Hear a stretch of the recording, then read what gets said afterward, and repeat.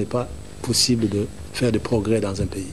Alors, qu'est-ce que vous en pensez rapidement? La réaction? Oui, monsieur l'inspecteur.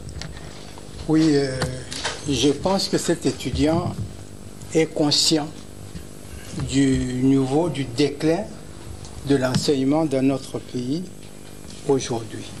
Sa préoccupation doit interpeller tous les gouvernants, tous les décideurs, parce qu'aujourd'hui, l'enseignement dans notre pays, c'est quelque chose qu'il faut absolument refaire. Depuis l'enseignement primaire, secondaire, supérieur et universitaire, c'est du n'importe quoi actuellement.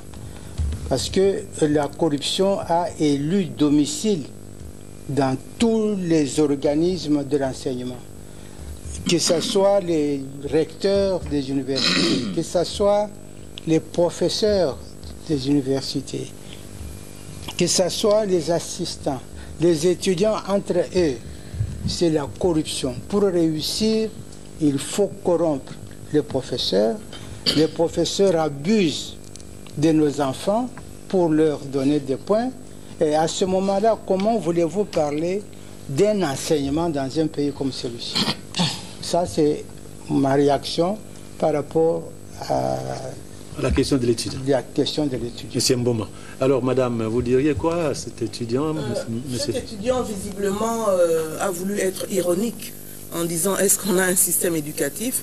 Oui, on a un système éducatif, mais comme l'a dit l'inspecteur Kabongo, il est défaillant.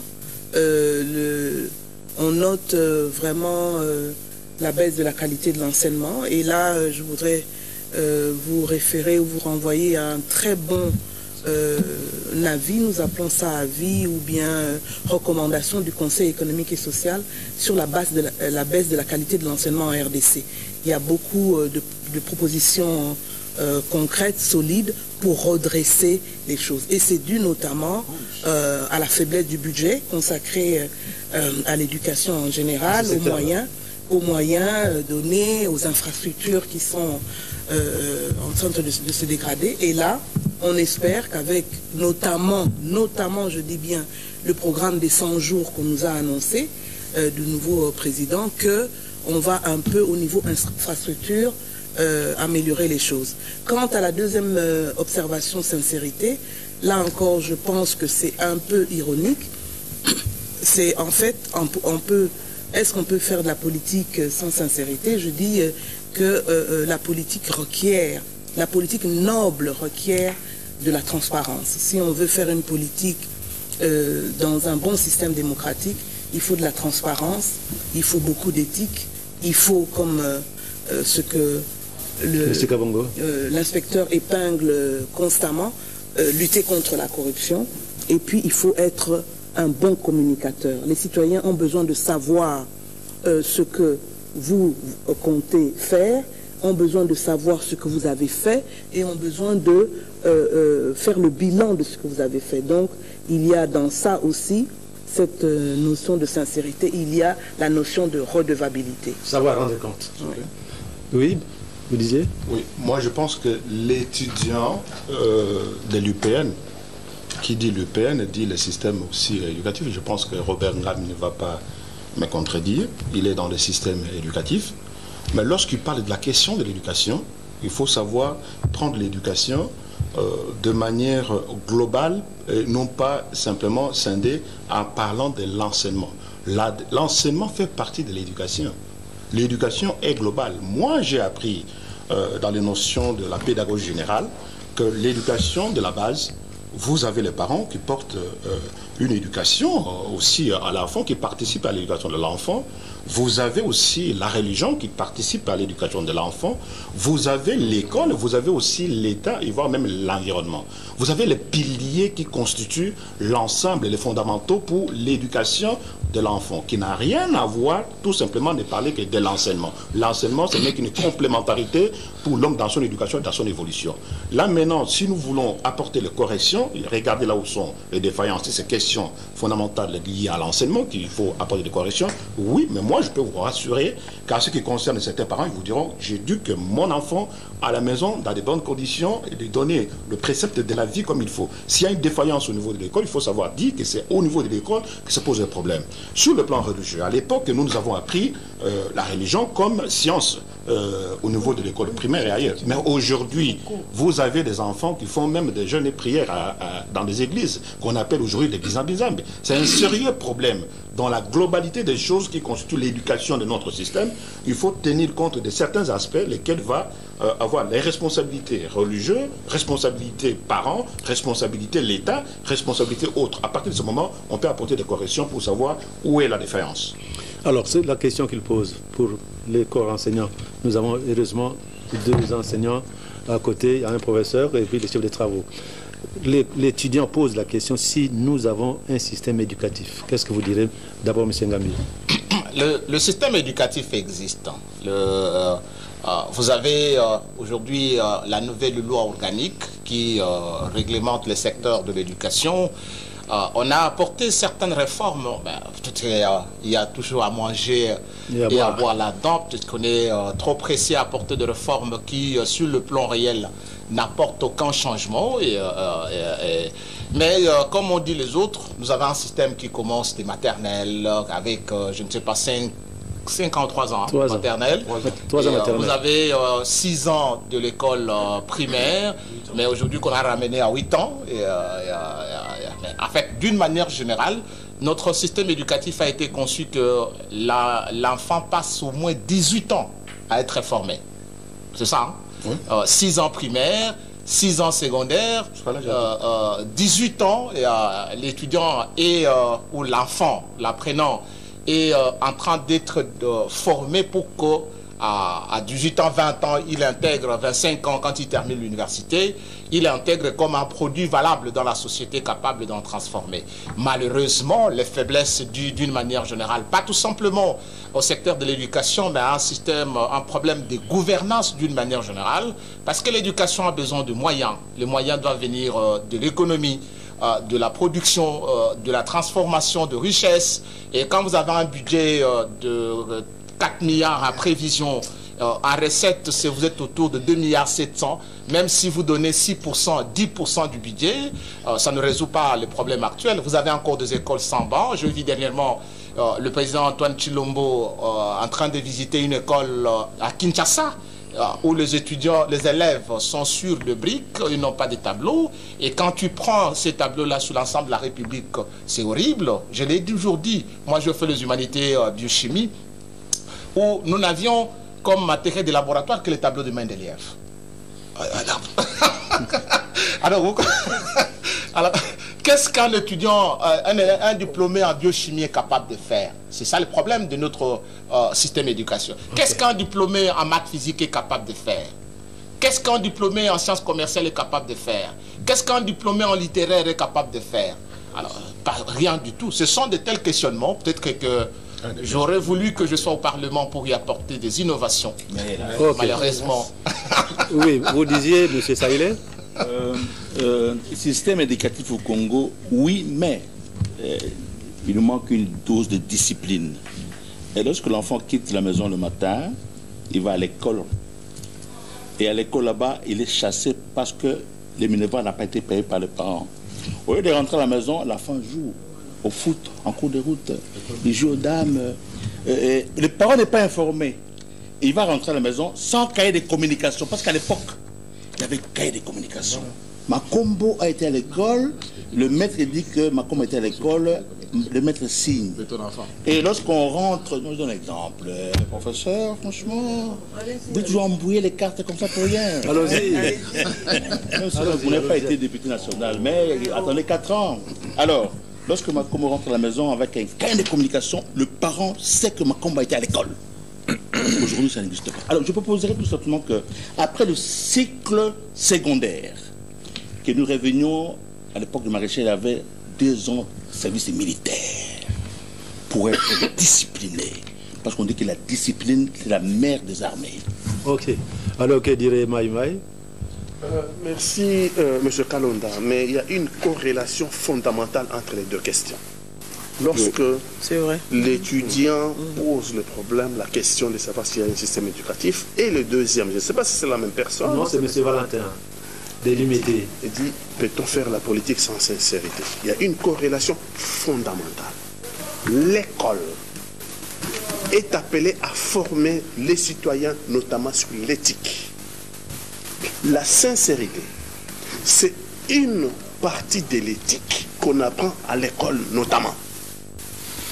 Donc si vous n'avez pas un système éducatif comme nous ne l'avons pas aujourd'hui, il faut dire les choses en face, l'école est défaillante. Petite parenthèse, je comptais un garçon qui est licencié, je ne sais pas en quoi, chaque fois il me pose la question, vieux, et ça, chaque fois ça me répulse, il est licencié. Mais je ne sais pas, mais tu réponds à tout. J'ai dit non, je ne réponds pas à tout. Je lis, je suis la télévision, je suis sur Internet, je m'informe et je me forme. Vous, vous êtes licencié depuis que vous avez terminé. Et Sine Nango. Lui n'a jamais lu un livre. Il n'a jamais lu un livre. Donc si vous n'avez pas l'école qui forme, vous n'aurez pas des hommes politiques qui sont attachés à l'éthique.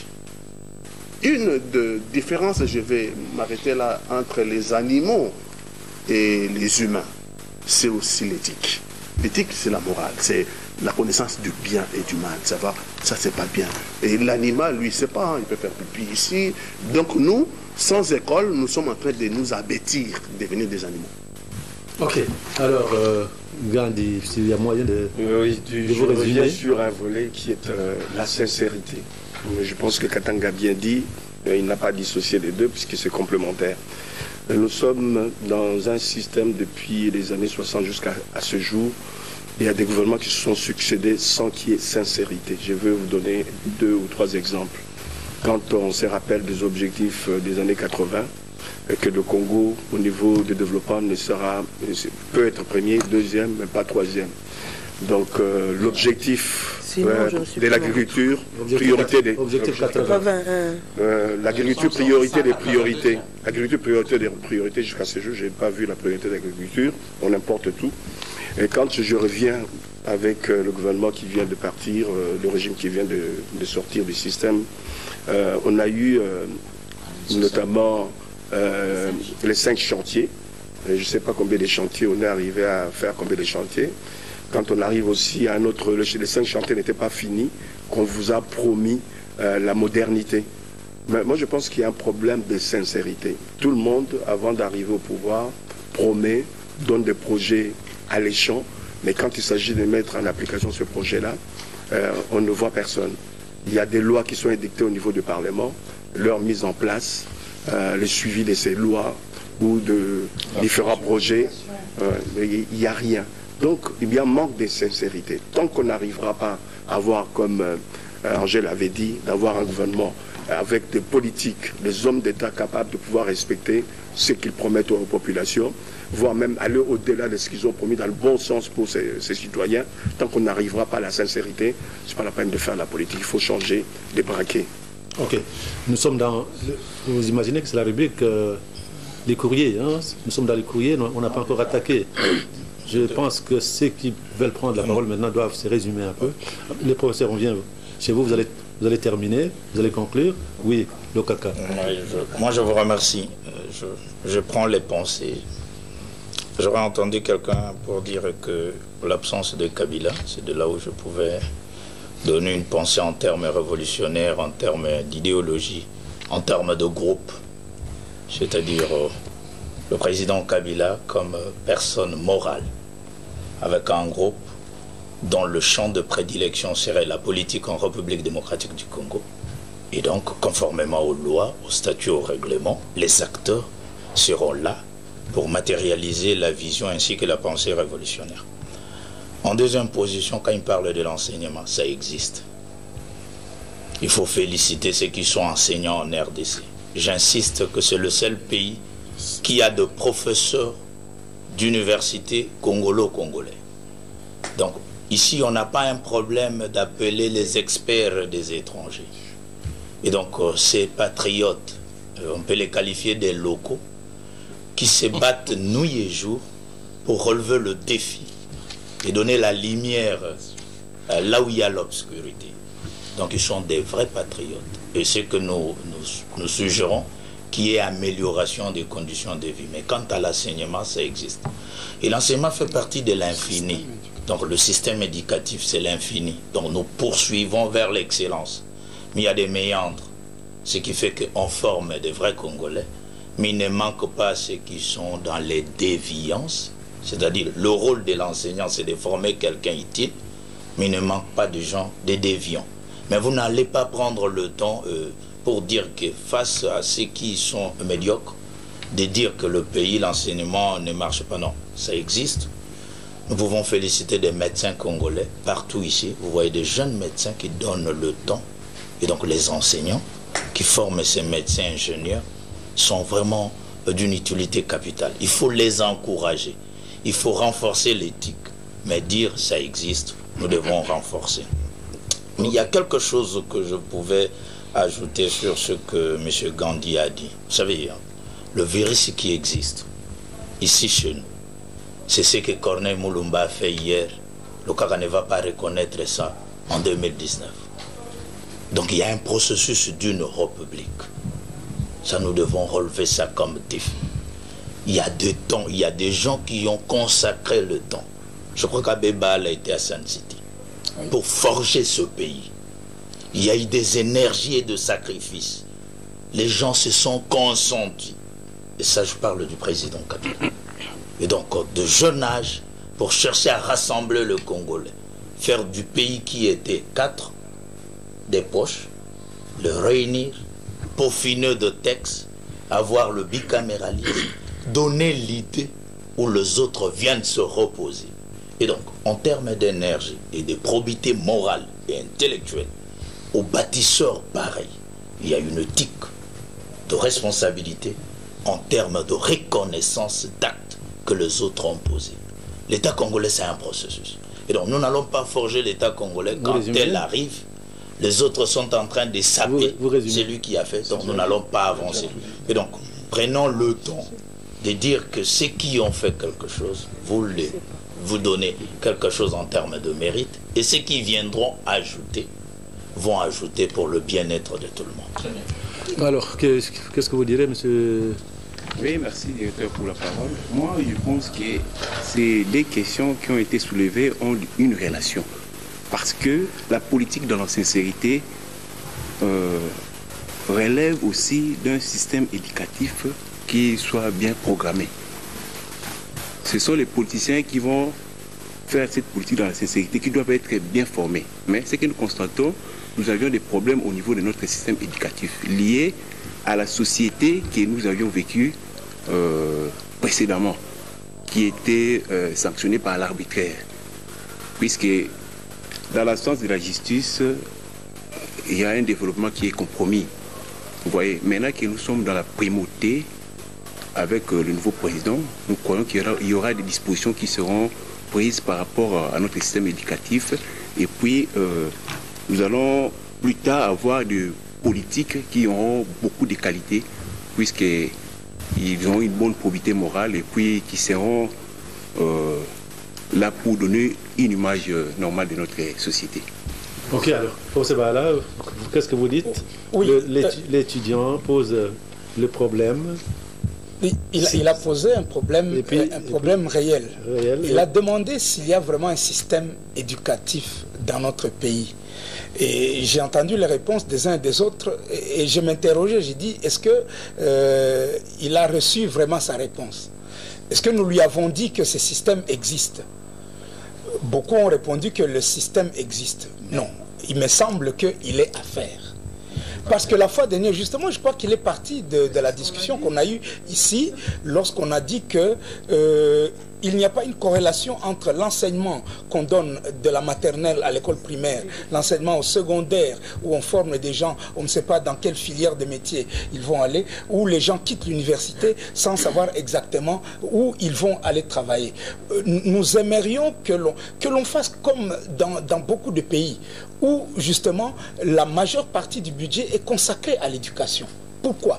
Parce qu'on sait quel type d'homme on veut former. Est-ce que nous avons déjà réfléchi sur quel type d'homme et de femmes? Oui, parce que nous sommes dans le mois de la femme, il faut le dire par la parité et par le genre. Quel type d'homme et de femmes nous voulons former? Lorsque j'entre à l'université, j'entendais mon frère qui se plaignait de n'avoir jamais fait une expérience de chimie. Les éprouvettes. J'ai dit, ah là là, donc nous étions mieux formés au collège Al-Fajiri chez les jésuites. Nous avions un laboratoire de chimie, un laboratoire de physique, une salle d'orthophonie. C'est vrai, il y a des disparités. Mais c'est vrai que aussi, voilà les choses sur lesquelles on doit réfléchir. Si l'on veut former des gens, des biochimistes, on veut les former pour faire quoi demain? Pour qu'à l'université, ils fassent quoi? Et qu'au sortir de l'université, ils fassent quoi exactement? Voilà donc la grande question que le jeune homme a posée certainement. C'était de savoir quel est le lien entre l'éducation, l'enseignement que nous donnons, le système que nous sommes, et la société que nous voulons former, et l'homme que nous voulons former demain. Donc c'est une réflexion à continuer et à faire. Quant à la question de la sincérité en politique, ma pauvre maman, elle est décédée, Dieu ait son âme.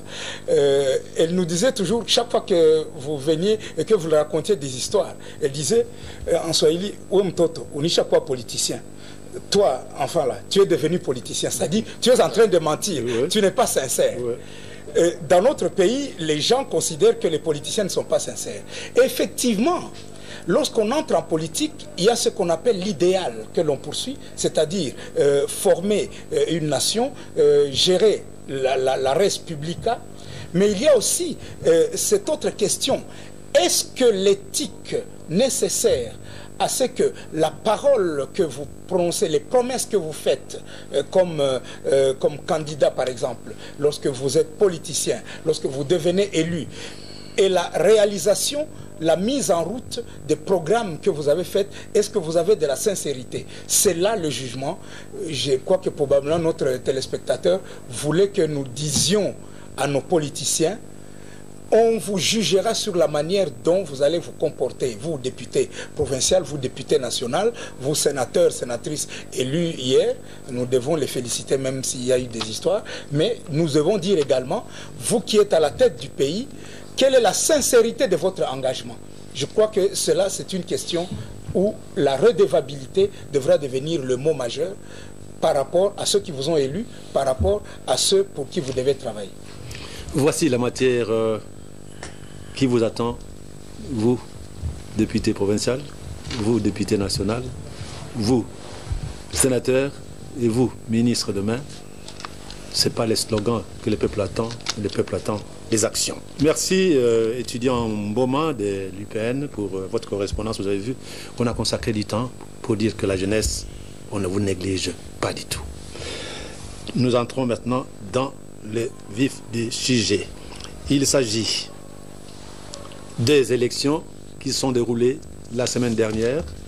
Vous savez très bien que le bureau définitif des assemblées provinciales sont en place et le FCC occupe le perchoir de 20 provinces sur 24 qui ont eu des élections. Et vous savez qu'après d'avoir installé les bureaux définitifs des assemblées provinciales, il y a eu des élections sénatoriales, où un parti aussi important que l'UDPS a fait naufrage. Alors, c'est le dé du pionnier. Quelle analyse vous faites? Pourquoi l'FCC peut réussir 20 provinces sur 24? Madame Makombo. Je ne prétends pas répondre à cette question, connaître vraiment la réponse, mais j'aurais souhaité, là je suis en train de vous titiller, M. Kalonda, que dans la présentation de ce sujet, que vous disiez que je pense qu'il y a 2 assemblées provinciales qui sont présidées dorénavant par des mamans. Ça, c'est important. On est au mois de mars, il faut le dire, le saluer. Il y en a une d'ailleurs que je connais bien, dans le Maniema. Donc on est très fiers de ça. Enfin, on a des femmes présidentes d'assemblée provinciale. Bon. Voilà. Voilà, à Bouta. Et vous. Non, on est très fiers de ça. Et bon. Bon, félicitations les dames. Voilà.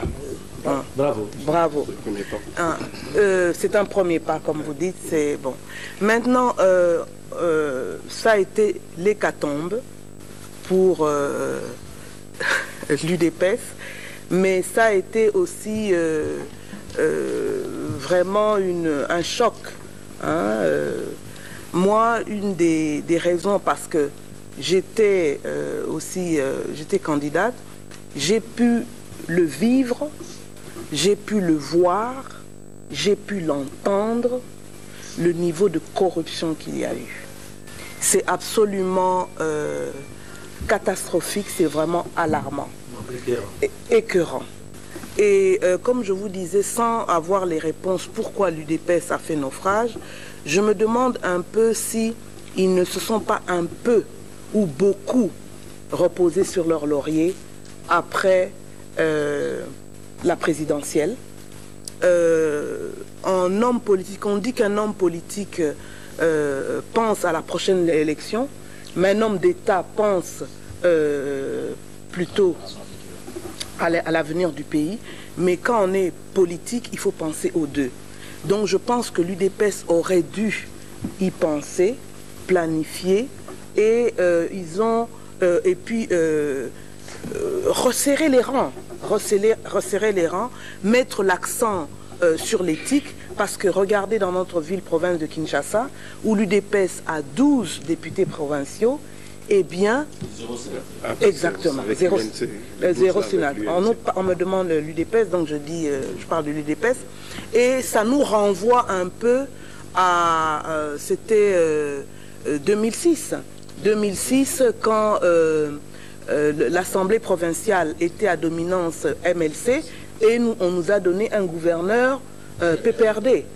Donc, en même temps, ça laisse un malaise profond. Malaise, et puis ça m'attriste, parce que je me rends compte qu'en RDC, on ne fait pas la politique par idéal, par conviction. On fait la politique familièrement ou vulgairement, je dirais, pour le fric, pour les billets sonnants et trébuchants qu'on pourrait vous donner. Et c'est là aussi où il faut penser comment réformer notre système politique, notre système électoral, et peut-être envisager pour les prochaines élections, l'élection des sénateurs, des gouverneurs à un suffrage universel direct. Parce je ne pense pas que dans 5 ans, dans ce pays, la pauvreté va reculer autant et que dans ce pays, il y aura recul de la pauvreté de façon significative, et il y aura maturité politique pour que les gens votent par idéal pour leur conscience. Moi, par exemple, j'avais proposé pour cette élection, pour les sénateurs, j'avais dit, ce n'est pas normal que nos députés provinciaux ne nous entendent pas. On a eu 3 jours, soi-disant, de campagne, mais moi j'estime que ce n'était pas 3 jours parce que c'était lundi, mardi, mercredi. Le lundi a été occupé à l'élection du bureau des assemblées. Donc, la CENI, entre guillemets, nous a pris 1 jour. Il restait 2 jours. Eh bien, on aurait dû laisser que les assemblées, les députés nous entendent. On m'a dit non, ça va prendre trop de temps. Même si on donne 5 minutes à chacun ou 3 minutes, ça risque de prendre 12 heures. Vous pensez que la démocratie ne peut pas souffrir de 12 heures, de 14 heures, qu'on est assis, qu'on entende chaque candidat sénateur, ce qu'il a à dire, ce qui le motive? Ça manquait terriblement. Et c'est là, je pense que nous devons engager une réflexion pour voir comment améliorer, comment réformer notre système politique et électoral. Alors, Madame Abongo, vous avez suivi comment est-ce que les choses sont déroulées, élection des bureaux définitifs en province et élection des sénateurs qui a suivi l'élection des bureaux définitifs. Oui, je l'ai suivi comme tout Congolais, comme le commun de mortels. Concernant les élections provinciales, au coup de chapeau, comme ma consoeur a dit, aux dames qui vont diriger les 2 assemblées provinciales. sur les 24 et aussi sur les 108 sénateurs qu'on vient de choisir. Il y a une dizaine des femmes sénatrices. Je ne peux que les féliciter de la manière dont les élections se sont déroulées. Tanganyika sur 4, 3 femmes. Et Kwango, c'est 2 femmes sur 4. Et Kouilou, 2 femmes sur 4. Ah, voilà. Oui. Petit à petit, nous avançons et c'est louable. Ok. Mais seulement c'est la corruption à grande échelle. On a vécu dans ces élections et ça donne un goût amer et c'est lamentable qu'un parti qui se prévaut d'avoir une base comme l'IDPS, qui se dit être représenté partout dans notre territoire, qui manque aujourd'hui ne fût-ce qu'un sénateur. Et à cause de la corruption, qu'est-ce qui s'est passé? Moi, je me suis dit, ces députés provinciaux-là, qui siègent dans l'Assemblée provinciale, pourquoi ils n'ont pas respecté la consigne de voter leurs sénateurs? Mais ils ont voté d'autres personnes, à cause des espèces sonnantes et trébuchantes, à cause des dollars. Voilà, les chantres de l'état de droit. Mais voilà, devant la corruption, ils cèdent. Alors qu'ils sont à la présidence. Ils vont gérer le pays. Quel exemple ils donnent à la progéniture? Donc c'est ça. Et aujourd'hui, ils sont là, on voit les combattants qui cassent et qui font des boucans par-ci, par-là. Mais non, ce sont leurs députés provinciaux qui sont fautifs. Ils devaient respecter la consigne du parti. Voter les sénateurs UDPS au lieu de voter FCC par exemple. Nous sommes allés aux élections pour qu'il y ait alternance. Mais nous voyons le FCC qui revient encore en force. Et il est aujourd'hui confortable. Au niveau de l'Assemblée nationale et maintenant au niveau du Sénat, c'est toujours le FCC. Mais mon Dieu, mais pourquoi nous sommes allés aux élections? C'est de leur faute? C'est ça la grande question. C'est ça la grande question. Ok. Alors Gandhi. Moi je dis, c'est grave ce qui s'est passé. L'image de ce pays n'est pas reluisante au sortir de ces élections. On a déjà eu des problèmes lors des élections présidentielles et législatives. On vient encore enfoncer le clou de la médiocrité.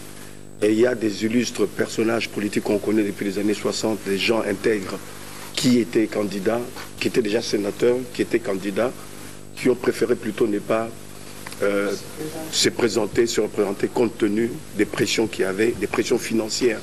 La corruption dont notre collègue l'inspecteur Kabongwa... Il y a eu vente et achat de voix. Vente et achat de voix. Ça pose un problème. Ça pose un problème par rapport à l'image de nos hommes politiques. Ça pose un problème par rapport à tout notre système de gestion du pays. À côté de tout ça, quand il y a vent, qu'il y a corruption, quand il y a vent, qu'il y a ce genre de problème de comportement néfaste pour notre République, il y a la justice qui est censée être là. Pourquoi la justice ne sait pas prononcé pour pouvoir suivre ces affaires depuis presque quelle preuve au moins d'enquêter. Donc la justice n'existait pas. Donc la CENI qui est devenue le grand gouvernement, c'est la CENI qui gère ce pays. Ça pose un problème. On devrait revoir la justice et revoir le problème.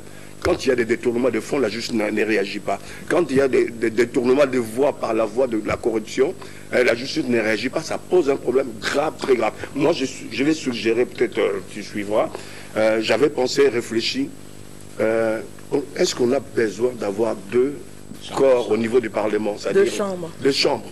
Ça pose un problème.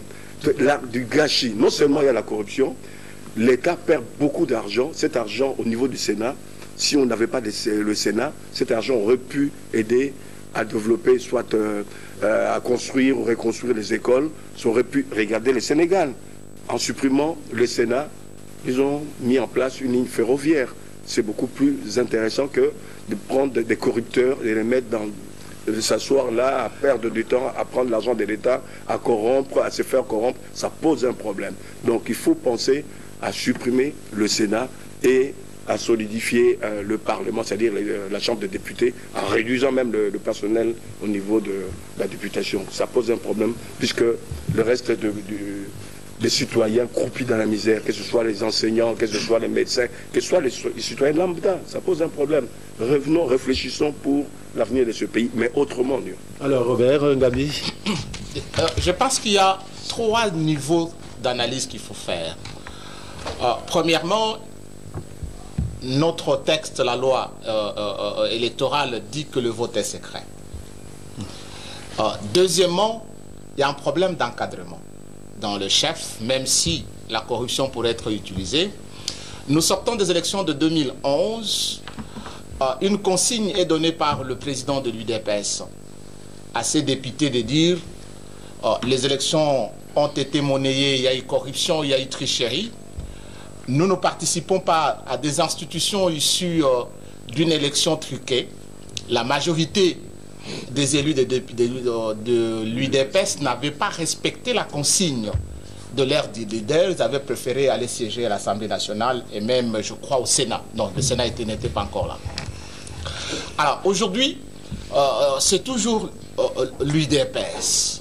Je me dis à ce qu'un problème d'encadrement, un problème d'idéologie, un problème d'ancrage dans le cadre de la formation. Pourquoi pas les autres partis politiques? Et le FCC s'organise, arrache facilement de l'UDPS qui vient avec hargne de changement. Ça pose un problème dans le chef de ces cadres-là. Ça pose un problème. Est-ce qu'ils sont réellement pétris dans l'idéologie pour laquelle ils ont sacrifié 37 ans de lutte? Je prends l'exemple du parti Lumumbiste Unifié. Nous avons eu 4 députés provinciaux au Kwango. Les 4 ont voté 100% Palou.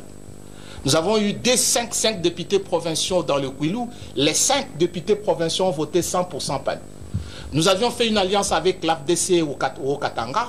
Les 3 députés provinciaux du Palou au Katanga ont respecté la consigne.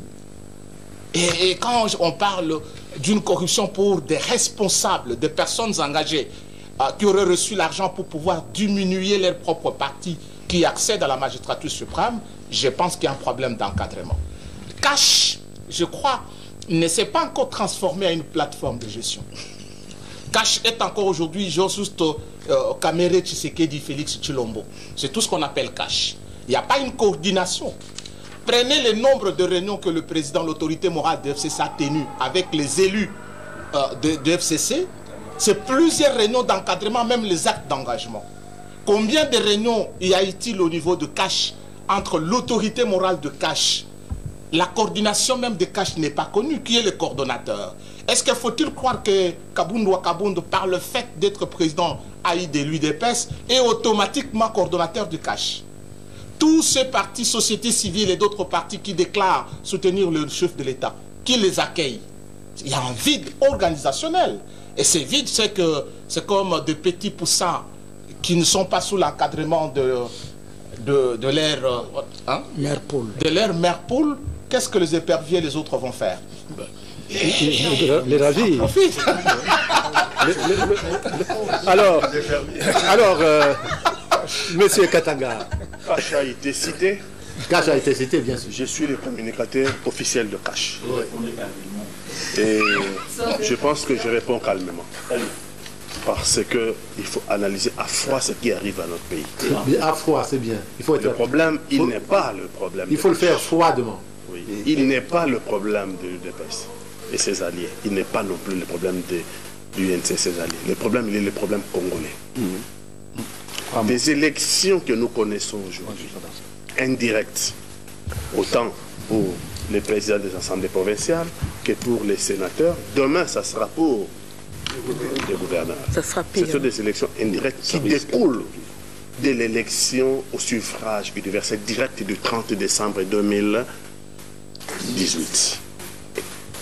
Première réflexion.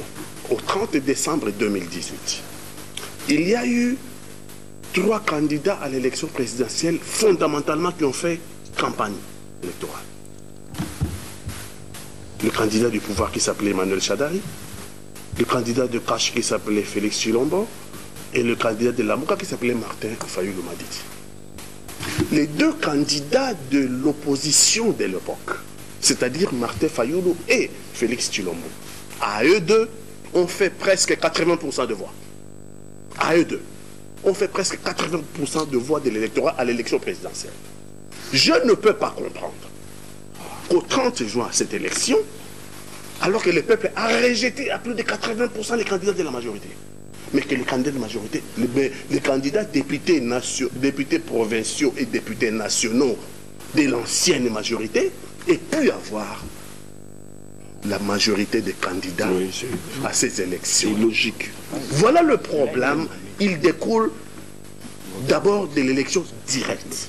Nous avons rejeté le peuple congolais à 80% les candidats de la majorité, mais les candidats provinciaux, les candidats députés nationaux de la majorité se sont retrouvés à 80% élus. Il faut repenser la science politique. Il faut repenser la science politique. Deuxième problème. Découlant de cette analyse, nous n'attendions pas rien de plus. On savait qu'on n'avait pas la majorité chez les députés provinciaux. On sait qu'on n'a pas la majorité à l'Assemblée nationale. Découlant de cette analyse que je viens d'énumérer ici. Deuxième problème. Nous allons maintenant pour l'élection indirecte. Le FCC, 22 ans ou 23 ans de l'AFDL, 18 ans du joséphisme, ils ont accumulé sur la tête de l'État des moyens colossaux. Et vous avez en face d'eux quelques députés de l'UDPS et ses alliés et quelques députés de l'UNC et ses alliés qui ont presque rien. Donc soumis aux aléas. Attendez, mais oui. Arrêtez. C'est clair, c'est pas ça. Vous voulez que les Congolais comprennent ce qui se passe? Allez, vas-y. Et ces députés-là sont assaillis. La corruption est une tare. Vous pouvez rigoler, mais c'est une tare. Je ne suis pas en train d'applaudir ceux qui ont mis notre pays à sac. Mais j'ai dit un fait qui existe. Ceux qui ont eu le moyen ont assailli les députés. À tort, je ne dis pas qu'ils ont raison, mais c'est la corruption. Et conséquence, même dans le fief de l'UDPS qui est le Grand Kassai, même à Kinshasa, le fief de l'UDPS, aucun député, aucun sénateur. L'UNC a 10 députés nationaux et ses alliés, 10 députés, dans le Sud Kivu, pour ne pas dire le Sud Kivu, aucun sénateur de l'UNC ni de ses alliés. J'ai dit ça pose un problème. J'ai dit ça pose un problème fondamental pour notre société. Exactement. Le problème, il est le problème de notre société. Acceptons-nous en tant que société d'avancer vers un type de société qui, nous savons qu'avec la corruption, il nous amène vers les murs. Ou bien acceptons-nous que, comme le dit Cap pour le changement, il faut le changement. Mais le président Félix Tshilombo, vous lui reprochez quoi?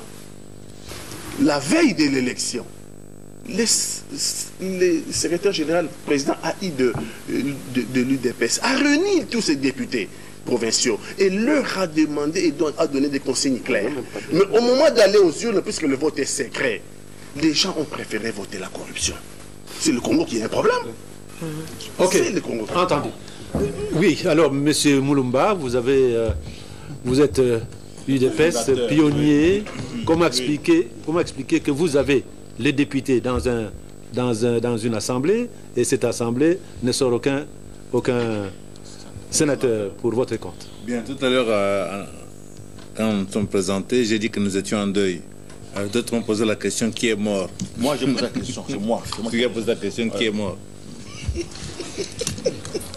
Oui, il faut des précisions. Nous sommes en deuil parce que, après 40 ans de travail et de sacrifice, de privation de toutes sortes, notre combat est là, foulé aux pieds. L'UDPS laminé. Et nous l'avions écrit noir sur blanc. Ce que je voudrais, je peux le renvoyer, c'est-à-dire si nous continuons à nous comporter comme ça, l'UDPS sera laminé, sera battu par des partis qui vont naître 15 ans ou 20 ans après. Et c'est ce qui s'est passé. Donc, avant de parler de la corruption et autres, je remets d'abord la première responsabilité sur nous-mêmes. Tout à l'heure, je pense que c'est Robert qui a parlé, qui a dit que FCC s'est réuni 2-3 fois, cache aucune fois. Je pense l'avoir dit même ici sur ce plateau, la fois passée. Comment voulez-vous, objectivement, il y a des grands enjeux, vous ne battez pas le rappel de vos troupes, vous ne faites rien du tout, aucune réunion, aucune rencontre, rien, pendant que les autres se réunissent. Alors vous êtes là, les autres sont alignés en ordre de bataille, et vous, rien du tout. Et vous espérez gagner. Vous allez gagner quoi? Absolument rien. Donc, ça c'est un premier élément. Le deuxième élément, l'UDPS qui a 40 années de combat politique, observez autour du président de la République élu de l'UDPS, aucun visage connu de l'UDPS. Où sont passés les Chabani? Où sont passés les Moubake, les Moutanda, les Moulumba et j'en passe, les Belchika et autres? Où sont-ils passés?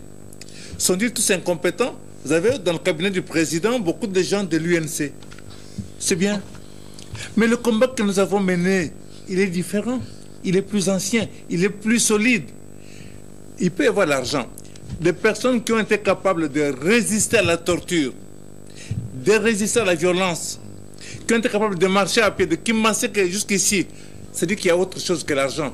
Ces gens-là auraient pu résister à l'argent. Ils auraient pu résister à l'argent. Alors, lorsqu'on aligne comme députés provinciaux, des amis, des copains, ou qu'on vend, qu'on achète, qu'on monnaie ça, alors ce qui est arrivé était tout à fait prévisible. Si vous alignez des gens qui viennent pour se faire de l'argent, si vous mettez à la présidence du parti des gens qui font de l'argent, si vous faites entrer au gouvernement des gens qui viennent pour faire de l'argent, alors vous voulez vous attendre à quoi? À rien. Il faut des gens qui ont cherché, qui sont battus, qui ont accepté des sacrifices, parce qu'il faut changer les conditions de vie de cette population. Si les gens arrivent au pouvoir par la corruption, alors ne vous attendez pas à autre chose. Il y aura la corruption parce que c'est la corruption qui va gérer le pays. Donc, il faut qu'on soit conscient, tout à fait conscient de cette affaire-là. Je pense que la défaite, elle était tout à fait prévisible. Si les autres s'organisent, s'ils ont de l'argent et tout, vous alignez vos candidats en fonction, si vous avez des stratèges. L'UDPS, les pionniers en particulier, sont battus pendant des années. Vous avez suivi pour un congrès de refondation de ce parti. Il fallait réorganiser ce parti, le restructurer. Nous ne l'avons pas fait, alors nous payons les frais de ça. Nous payons les frais de ça. Et je sais que c'est pas 5 ans après ou avant, ça tout dépend. Le combat politique. Nous avons résisté pendant autant d'années sur la dictature. Nous pouvons nous relever, à condition qu'on tire toutes les leçons de négligence, de fautes qui ont été commises pour que nous puissions remettre le parti sur le bon pied. Oui, alors, M. Le Kitoko, vous voulez expliquer comment est-ce que les choses se sont retournées contre un parti aussi important que le l'UDPS? Moi, je pense qu'il y a un sérieux problème et je suis en train de craindre un peu l'avenir de mon pays qui, quand je regarde les évidences, j'ai la certitude que nous sommes en train de traverser peut-être une période la plus sombre et que beaucoup d'acteurs politiques ou de citoyens congolais sont en train d'ignorer. Au niveau de la conscience politique, vous êtes politologue. Vous êtes politologue. Est-ce qu'il y a une analyse qui puisse démontrer... Je vais y arriver. Nous sommes en train de traverser la période la plus sombre de la conscience politique de notre pays. Il n'y a pas si longtemps, nous nous sommes battus ici autour de la question de la corruption avec l'inspecteur. Le procureur général de la République s'est saisi du dossier des annonces que nous avons pu faire comme travail ici. Tout a commencé avec Iluzo Lubambi, qui s'est retiré en dénonçant que même la presse dénonce aujourd'hui la question de la corruption et envoyé le message à la CENI. Beaucoup de candidats se sont retirés autour de cette question. Le procureur général de la République s'est saisi du dossier très récemment, avait écrit officiellement à la CENI pour demander les rapports, de façon qu'il arrive à enquêter et trouver des solutions. Le refus lui a été par la CENI. Et aujourd'hui, nous avons ce que nous avons comme résultat au sein de l'UDPS. Le germe la situation de la corruption était déjà connue à l'avance. Beaucoup ont dénoncé ça. Et j'en appelle encore le procureur général. Qu'importe ce qui s'est passé, il faut continuer. Quitte à ce qu'on mette la main sur les corrupteurs et les corrompus, quitte à ce qu'on les invalide. Ça sera une très bonne chose, une très bonne leçon pour notre pays. Parce que je ne peux pas supporter que pour l'idée de mon pays, moi qui suis dans la ligne d'écrire la vraie histoire telle que Lumumba l'a demandé, que la vraie histoire doit être écrite par les Congolais même, je ne peux pas permettre la fausseté, qu'on écrive la fausseté de notre histoire politique de notre pays. Alors pour y arriver à ce que nous puissions corriger ce genre de choses et de corruption, non seulement que la justice se saisisse de dossier, mais il nous manque de textes. Si nous avions des textes qui disent clairement que lorsqu'il y a des groupements politiques et il y a autant de députés provinciaux, ils ont automatiquement à choisir autant de sénateurs. Notre démocratie est fragile, il faut l'accompagner par des textes. Moi, je pense qu'on n'aurait pas arrivé à des scénarios-là. L'UDPS pouvait avoir ces sénateurs sur base du nombre de députés provinciaux si les textes les ont accompagnés. Il ne faut pas faire une démocratie à l'aveuglette.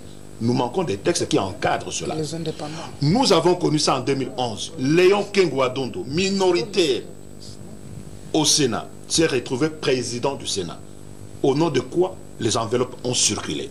Mais s'il y avait des textes, qui accompagnent pour dire si une telle majorité de l'AMP qui emporte, c'est l'AMP qui doit désigner le président, je pense que la corruption serait diminuée sensiblement. Parce que les textes les disent clairement. Vous voyez les choses que beaucoup de législateurs pouvaient faire pour notre pays, de façon à aider notre pays. Moralité, je ne dis pas que tout le monde doit être politologue, je pense qu'il faut apprendre la Bible.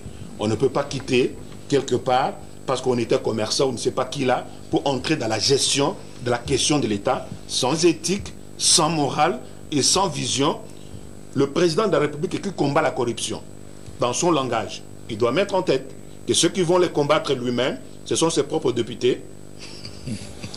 Ce ne sont pas les citoyens congolais pour qui il veut aider, mais les gens qui devaient l'accompagner réellement dans sa vision, c'est ceux-là qui viennent de démontrer qu'ils sont en train de les combattre. Les combats est au niveau interne. Et j'admire l'analyse de Corneille Mulumba, et je pense que l'UDPS pouvait se réunir autour de l'idéal de Corneille Mulumba pour refondre ou refaire l'UDPS de façon à ce que les vraies valeurs qui incarnent l'UDPS depuis des années puissent remonter à la surface. Alors, M. Kabongo, vous avez une analyse sur la succession des faits que nous venons de vivre? Nous sommes en train de vivre un moment fatidique dans notre pays. Aujourd'hui, l'UDPS, il est là, ce sont des larmes de crocodile. Aujourd'hui, ils auraient pu être intelligents, ils auraient pu prévoir ça, ils auraient pu préparer cette défaite-là qui est arrivée chez eux. Ils ne l'ont pas fait, ils n'ont pas été intelligents, ils n'ont pas vu ça. C'est depuis même les élections du 30, on a dit, nous avons des amis qui sont politiciens, on leur a dit, préparez les gens pour avoir le plus possible de députés. Nous sommes représentés dans tout le pays. Ils n'ont pas été intelligents, ils n'ont pas compris ce message. Aujourd'hui, ils sont en train de pleurnicher. Je reviens, ça ne sert à rien de pleurnicher aujourd'hui, les faits sont faits. Les faits sont là. Les carottes sont cuites. Le vin voyons demain. Voyons demain, qu'est-ce qui va se passer demain, s'il vous plaît. Et réfléchissons déjà à demain. Aujourd'hui, nous avons eu des députés qui n'ont pas été au niveau d'être députés. On les a nommés. Si vous vous fatiguez de dire ça, moi je le dis. Je suis un fonctionnaire, hein, je ne suis pas politologue. On les a nommés. Et aujourd'hui, le président de la République a une politique. Le peuple d'abord. Et il va se retrouver en face des députés, des députés qui ne sont pas les représentants du peuple. Il faut faire la part des choses. Un député, c'est le représentant du peuple. Il va au Parlement pour défendre les intérêts du peuple. Mais aujourd'hui, nous avons des gens achetés pour leur propre compte. Ils ont besoin de l'argent pour leur propre compte. Ils vont aller là-bas. Est-ce qu'ils auront le temps de penser au peuple? Ça, c'est une question pertinente. Il faut voir ça. Parce que ces mêmes députés qu'on a, les sénateurs qu'on a nommés, on les a nommés. Pourquoi nommer? Il ne faut pas cacher la chose. Soyons clairs. Le garçon nous a dit, est-ce que vous êtes honnête?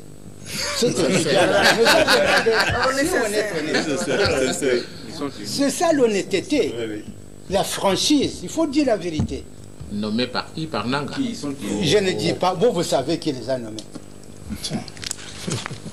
Alors, aujourd'hui, ces gens-là vont aller faire une politique contraire à la vision du chef de l'État.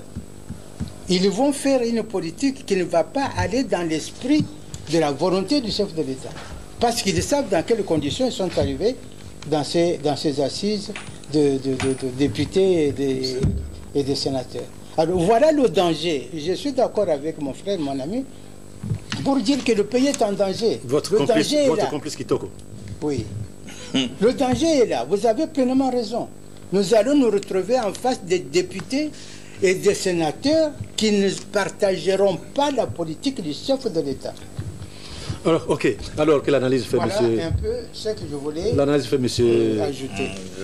Je vous remercie. Lokaka. Je vous remercie. Je pars par la thèse de pionnier de l'IDPS, Corneille Mulumba. Il reconnaît déjà au départ que c'est un problème d'éthique, de responsabilité. Mais je voulais répondre à Pati Katanga que si vous faites une analyse en termes d'une majorité parlementaire, et donc le PPR de l'EFCC qui serait majoritaire, et donc l'analyse qui entrait à la présidentielle serait incidentielle par rapport à votre analyse. C'est comme ça que Ramazani Shadari serait républicain pour respecter la vérité des urnes ou sa validité. Et donc ta thèse, au regard de la nomenclature fonctionnelle du bicaméralisme congolais, nous place à la tête. Et donc pour un esprit républicain, nous avons respecté l'État congolais qui a présenté son Excellence Félix Antoine Tshilombo comme président. Donc cette parenthèse ne doit pas être... Généralement, c'est l'État congolais. Donc, qui l'a présenté? Non, le président de la République, l'organisation des élections, c'est l'État congolais. Non, non, c'est pas un scénario. Je pars de cette thèse pour que vous évitiez par rapport à ce que nous sommes maintenant. Donc, le débat à ce niveau, il faut y élaguer. Généralement. Alors, le problème serait privé. Donc, l'UDPS, en termes de revendications sociétales pour barricader la route, serait privé. C'est un problème d'ordre idéologique, du renforcement des capacités dans un parti politique.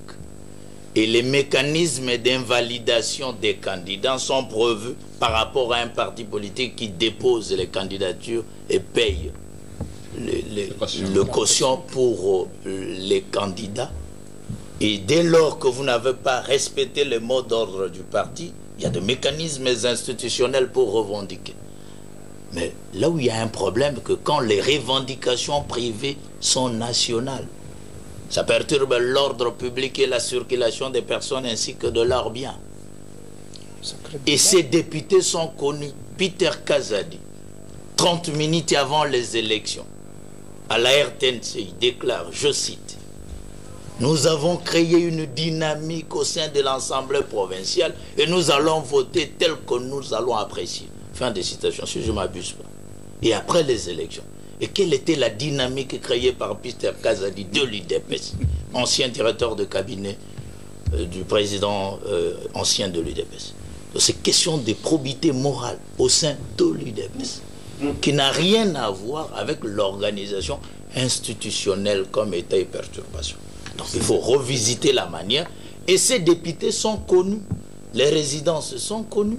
Alors que fait le parti face à eux au lieu que ce soit l'affaire de la ville? Donc c'est un problème d'éthique. Et les partis politiques comme Asbel sont régis par des lois et de règlements. Il y a une loi portant organisation et fonctionnement des partis politiques. Donc quel est le mécanisme de sanction? Alors résumez-vous, M. Lokaka. Alors quant à l'AFCC, c'est toute une machine. C'est des laboratoires.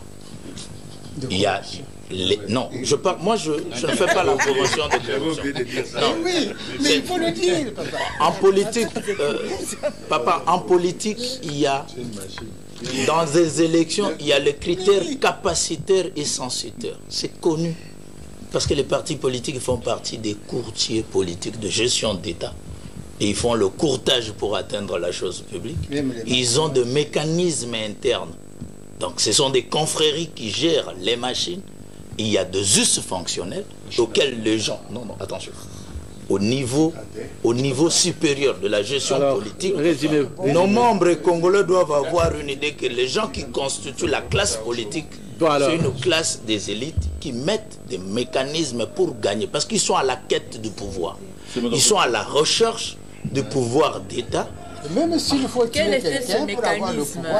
Non, le FCC est bien parti, comme l'a dit Robert Ngambi ici, par son autorité morale Joseph Kabila Kabange, bien organisé par les enjeux, avec une cybernétique des stratèges.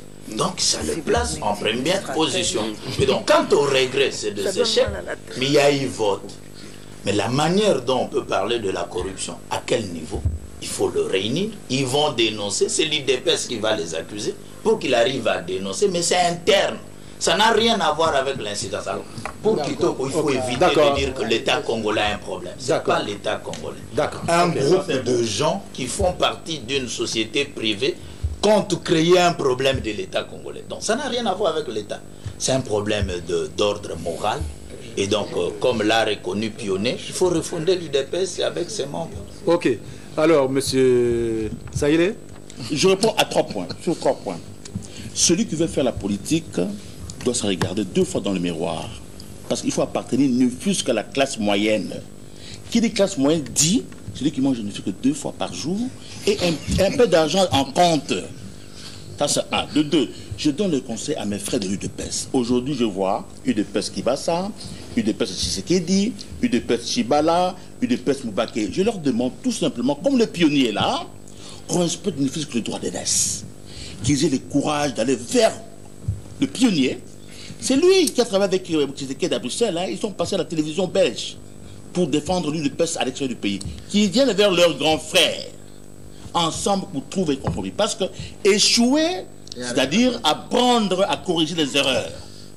Troisièmement, la corruption, monsieur le modérateur, n'est pas visible. Si moi, ça y est, je suis candidat gouverneur de la Chopo, j'appelle Lokaka, j'appelle Kitoko, la nuit, j'ai l'argent en poche, incognito, Lokaka, grand frère, doit 10 000. Et c'est à ce moment que Lokaka doit voir sa conscience. Est-ce que je prends les 10 000 ou je sers la République? Ça sera compliqué, l'histoire de corruption. C'est l'homme devant sa conscience et devant son Dieu. Ok. Vous avez quelle analyse, mon cher ami? Oui, merci pour la parole. Moi, je crois que les représentants n'ont pas fait preuve d'une humiliation par rapport à ces votes-là. Mais ce que nous déplorons, c'est la société qui patauge. La société qui ne semble pas donner un modèle performant.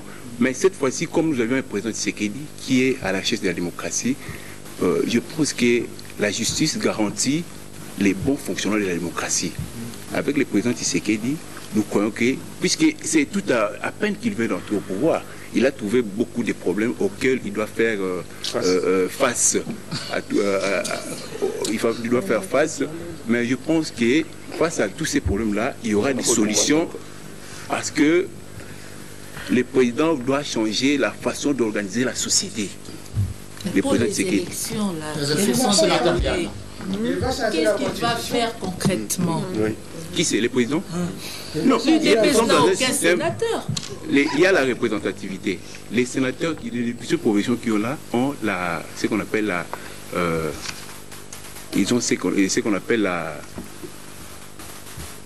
le pouvoir, la délégation du pouvoir que le peuple leur a donné. Mais ils ont trahi par rapport à cette délégation, à ces pouvoirs-là.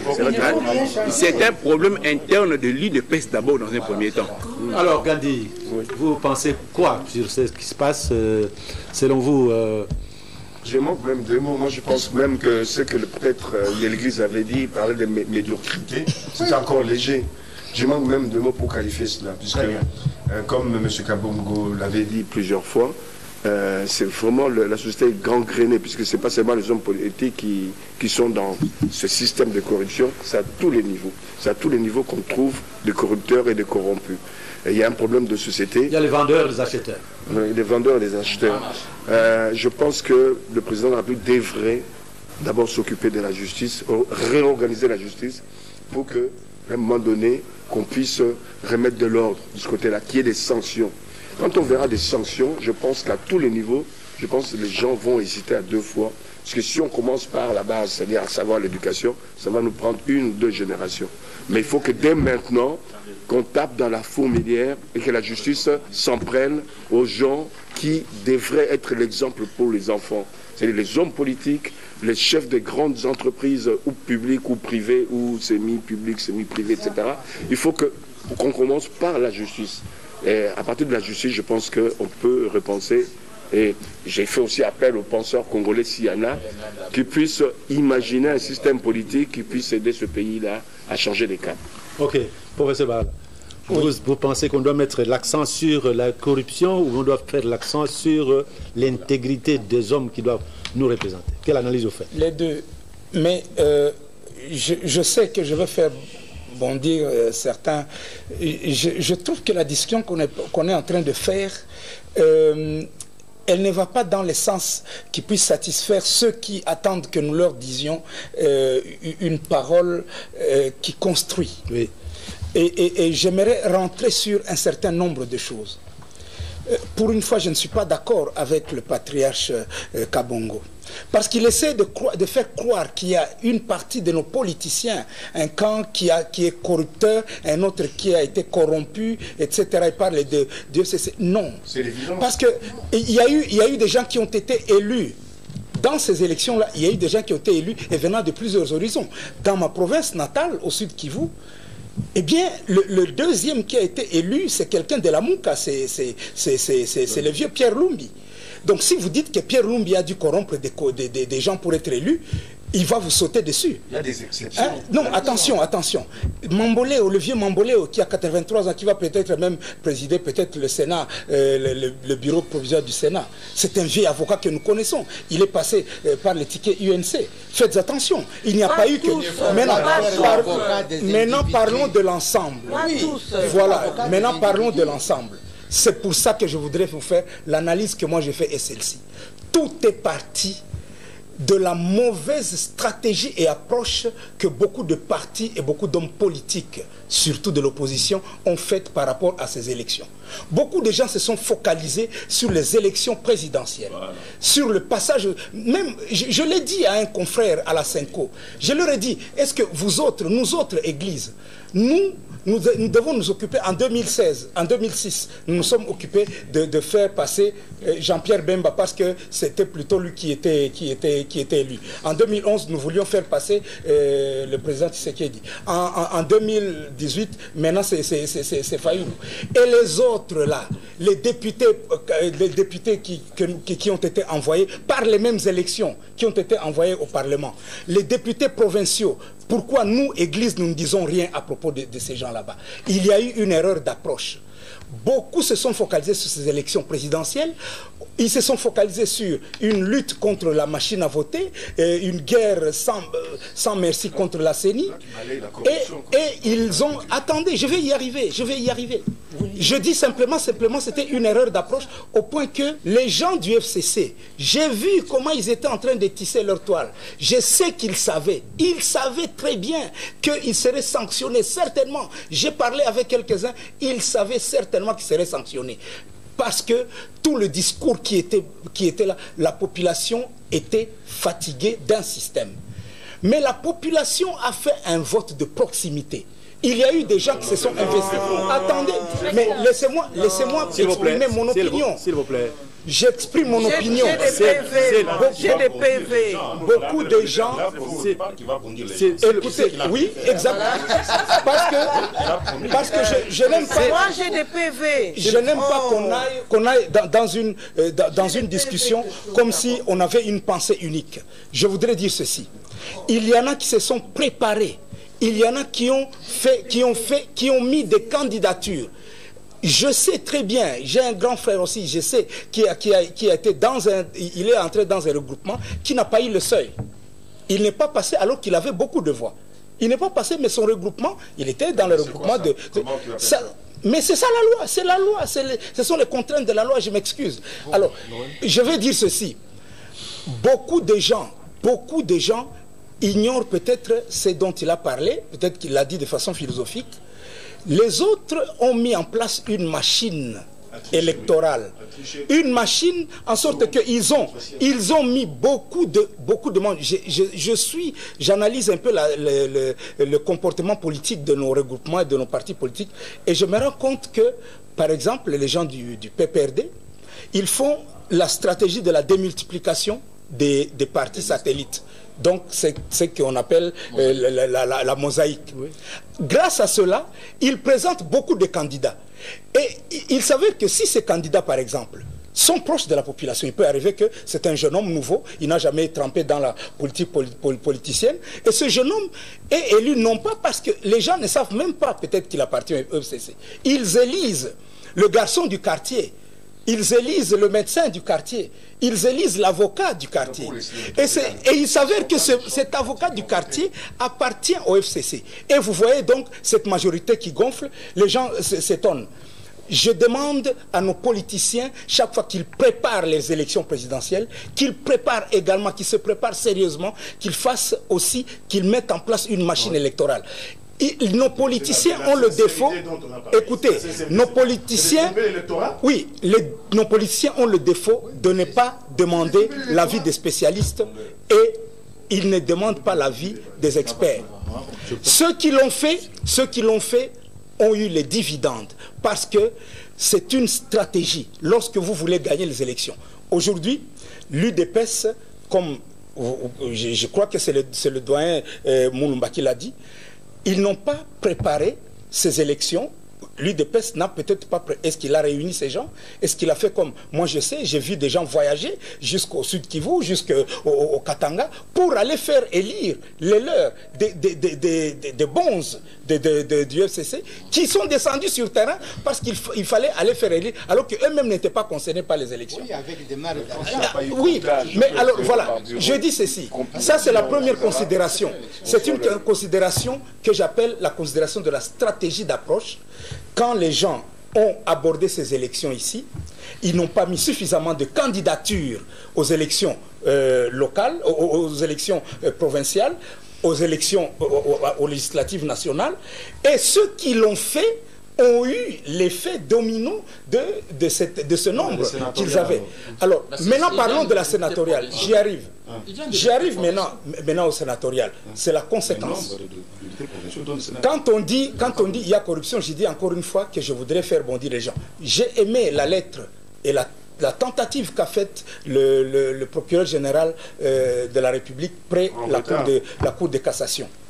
Des ONG très en vue, comme ACAJ, etc., on dit votre démarche n'a pas lieu d'être parce que c'est comme si elle fait intrusion dans le processus électoral.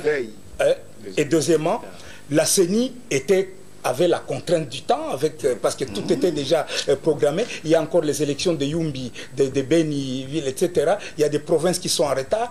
Donc, retarder ces élections allait retarder tout le processus et on n'allait plus en sortir.